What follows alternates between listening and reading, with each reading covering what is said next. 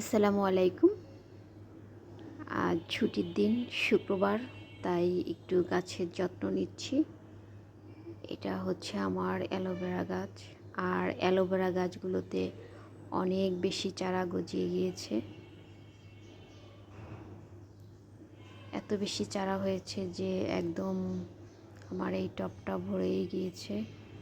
তাই আমি কিছু চারা আজ তুলে ফেলছি। অন্য টবে দেখতে পাচ্ছেন কচু গাছ। এটাও আমি বাড়ি থেকে নিয়ে এসেছিলাম এবং এনে টবে লাগিয়ে দিয়েছিলাম। খুব বেশি বড় হয়নি, যতটা বড় হওয়ার কথা ছিল।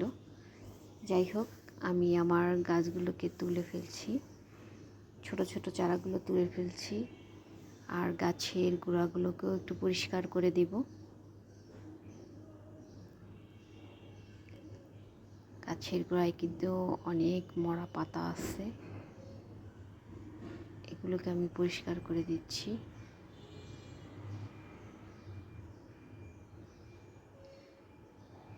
মাঝে মাঝে এই গাছের যত্ন নেওয়া লাগে, যেহেতু